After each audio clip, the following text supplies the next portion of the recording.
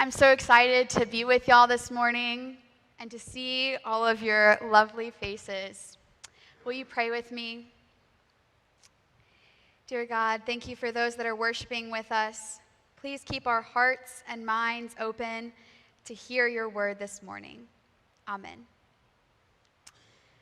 So, when I was about 6 years old, I went to go see Grease the Musical at the Summer Enrichment Musical Theater Program at Reynolds Auditorium. Everyone in the elementary school program would go see the musical during a school day. We watched Grease, and I loved the musical so much that I told my mom about it and said, we have to go back. So we asked some of our friends to go with us, and we went back that night. At intermission, or as Sierra called it when she was younger, halftime, because we had been to so many weight games, I turned to my mom and said, I'm going to be on that stage one day. My mom looked at me and smiled and was like, okay, honey, you can do anything that you try to do, but you're only 6 years old. So we both kind of left it there and didn't really think about it anymore. Little did we know that 2 years later, they would be doing the musical Peter Pan. The director of the musical worked at our dance studio and asked my sister, my brother, and myself to join the production of Peter Pan. While this was generally a high school production, she invited students from kindergarten through 5th grade to do the show as well.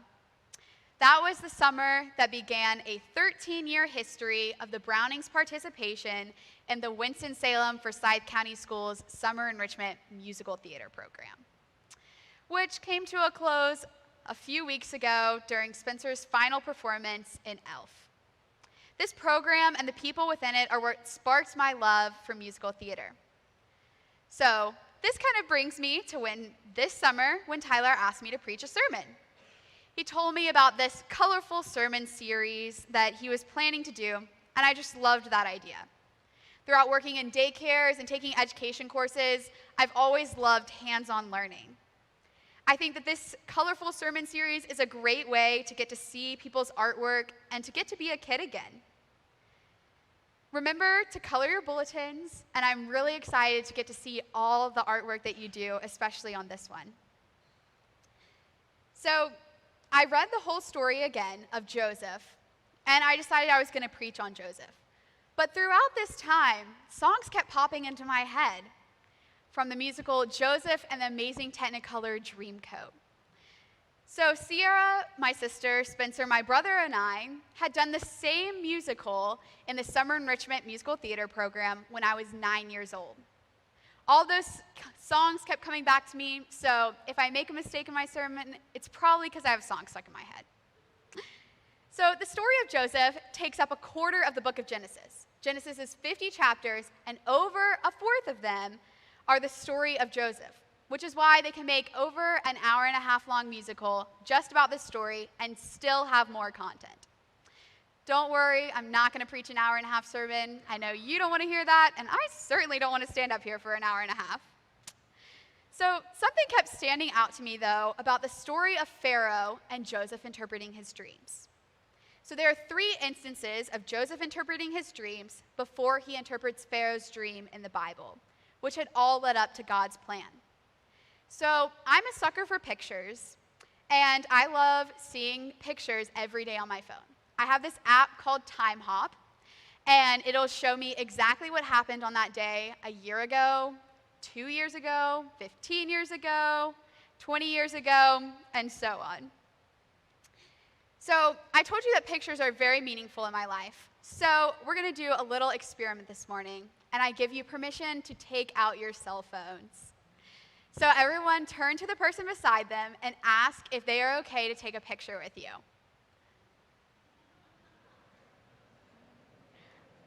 Awesome. Okay, so now you're going to take your phone and you're going to take a selfie or take a picture of the people that are around you. All right, everybody looks gorgeous, so you don't even have to worry about that.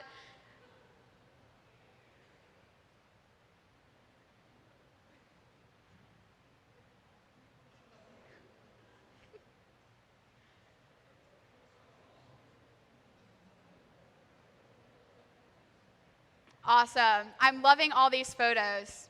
So now we're going to do something, since I didn't get to take my picture, I'm going to go to each section and we're going to take a picture. So we're going to start right here and we're going to take a selfie. All right? So everyone smile in this section. Smile.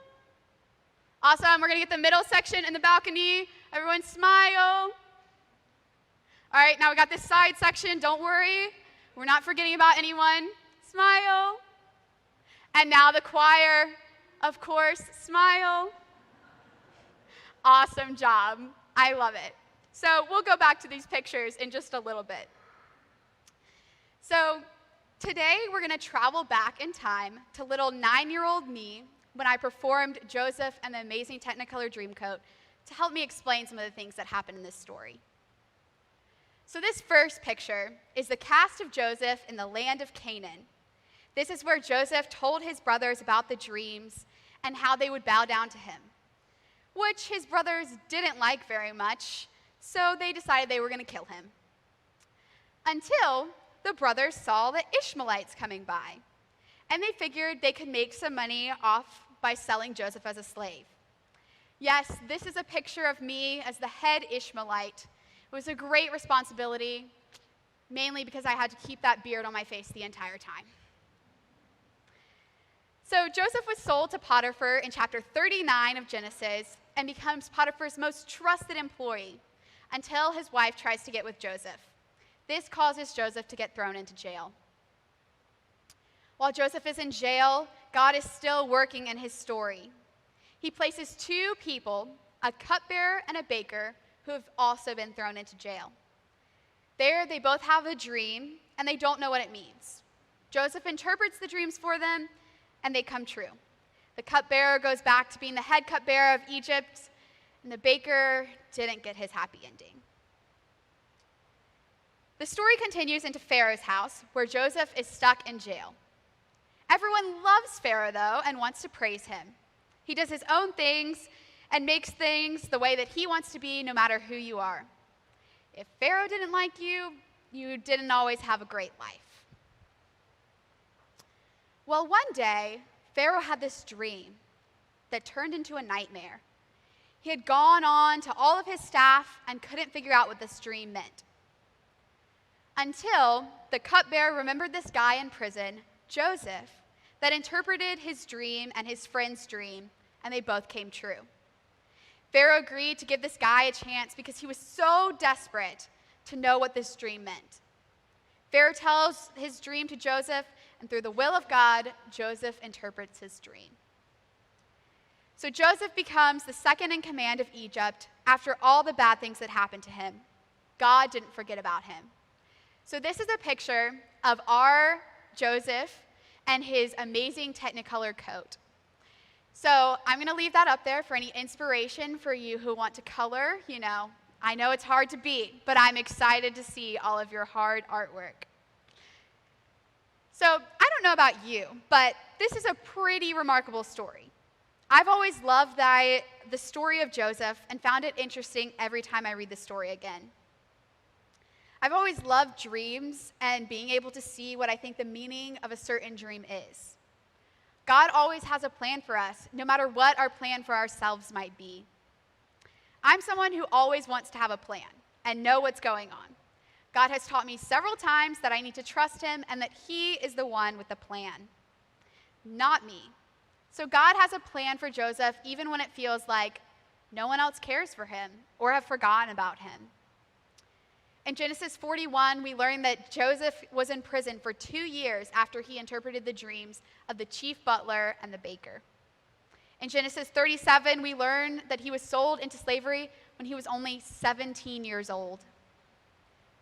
And later in Genesis 41, we learn that he was 30 when he became the second in command to Pharaoh in Egypt.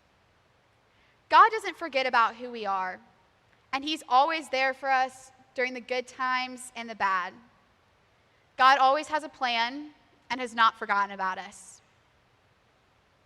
When we did Joseph and the Amazing Technicolor Dreamcoat 11 years ago, I had no idea that I would be preaching a sermon on it today. I've always had some sort of plan that I wanted to follow, but I think God has a great way of hitting me in the face nicely and saying, "Just come and follow me." God knew what he was doing when he allowed me to have the opportunity to perform on stage.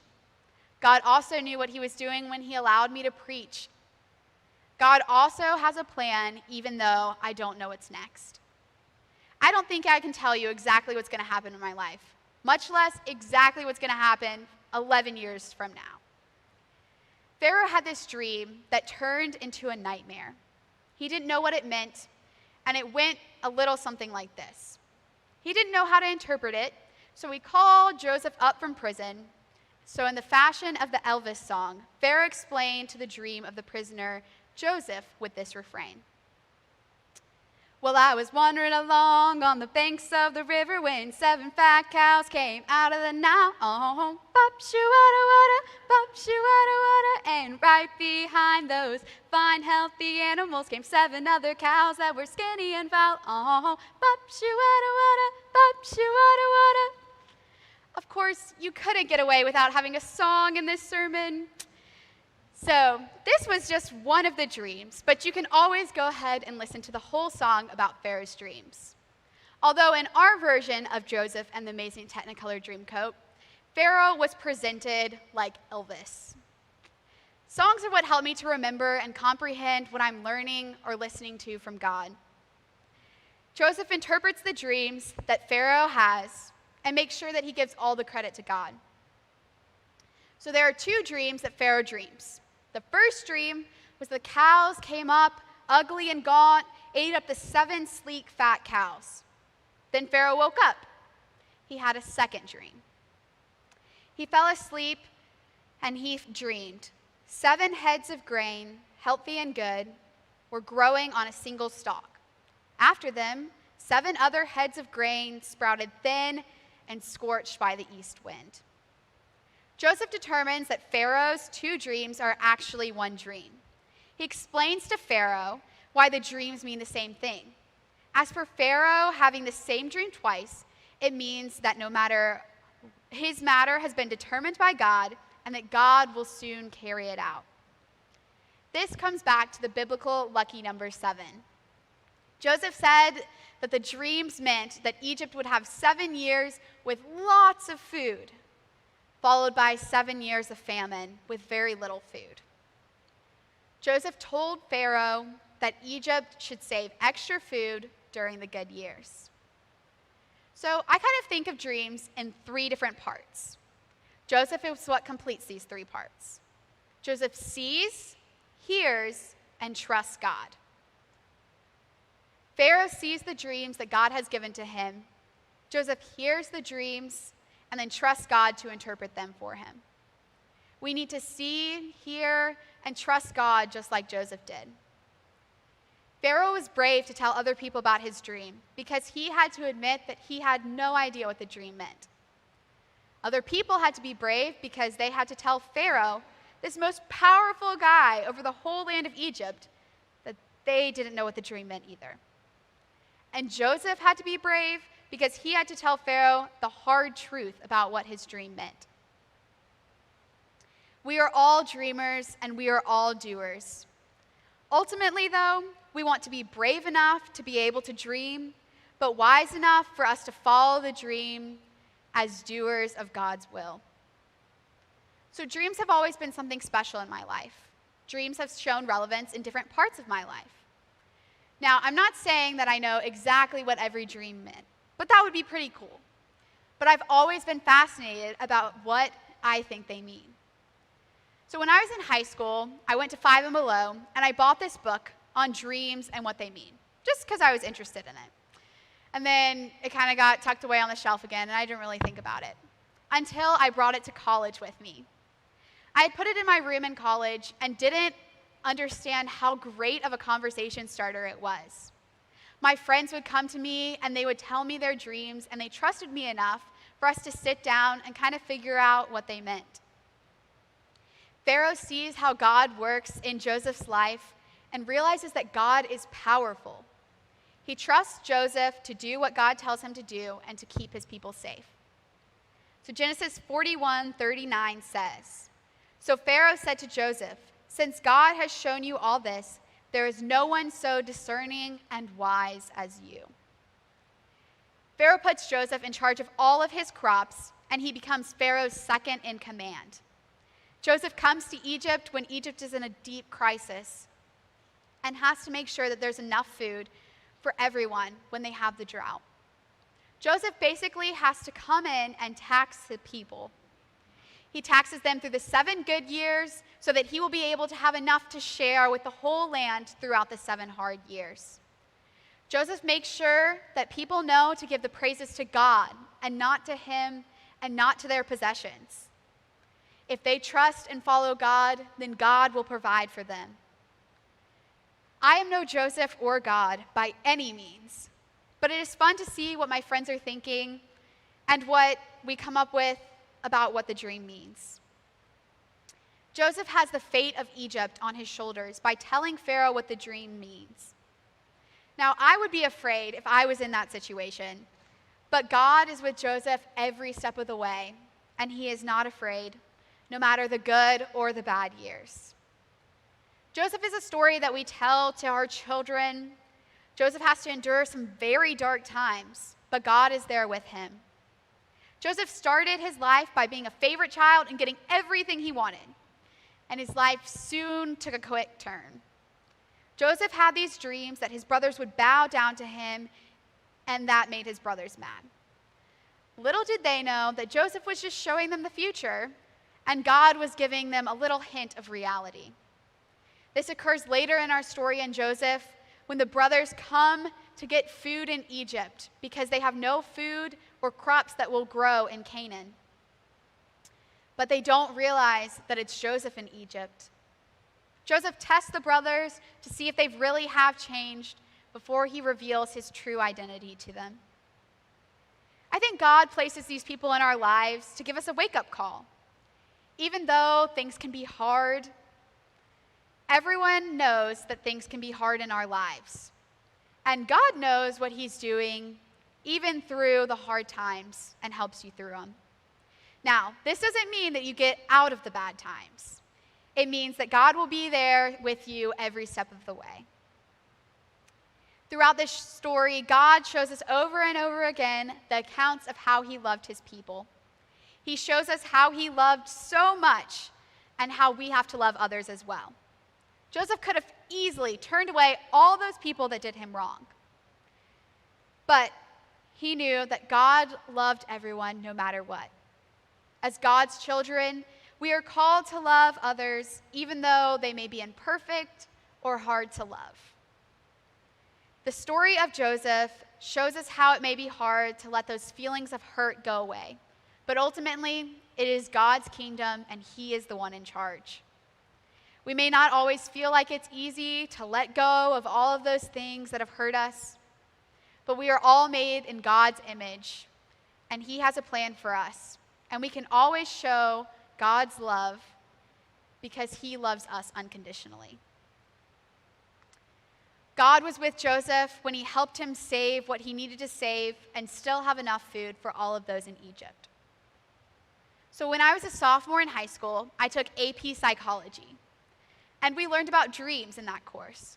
I loved this class so much, mainly because it brought back good memories, and we were able to do lots of projects and hands-on learning, which is another reason why I love this colorful sermon series. We did a whole dream book where we had to think about what we had dreamt and what it might mean. So during this project, I had to think about what I had seen, and I was really cautious about what I had done. This caused me to take a closer look at what I'm seeing, hearing, and who I am trusting. I've realized that the most important person is always God. And as long as you are there trying to see, hear, and trust God, then you can be a dreamer and doer in the work of his kingdom. Now, I want you to hold on to that picture that we took a few minutes ago. And I want you to remember this, and remember that God has never forgotten about you. God has a plan for you. And maybe you'll look back at it and be like, wow, this girl had me take a picture of some people beside me, but this is really strange. But maybe 11 years from now, you'll also come back and remember that God knew what he was doing in your life. So, I hope that you remember how God knows what is next and how you just have to trust him and dream those big dreams.